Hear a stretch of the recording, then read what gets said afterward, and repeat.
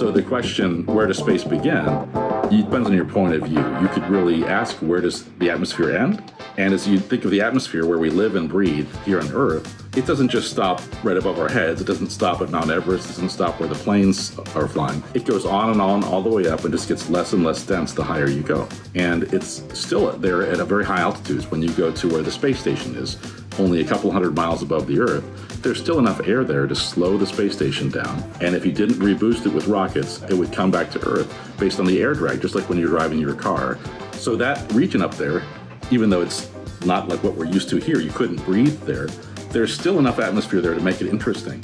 Not only is there air like we have on Earth, there's ionized gas, there's radiation. All those things together make that environment really dynamic and has something we call space weather. And in a sense, we live in the atmosphere of the sun. So there's this kind of dichotomy there where you go from the Earth's atmosphere, then you're in the sun's atmosphere, and then at some point you're outside that when you reach the heliopause and the heliosphere boundary.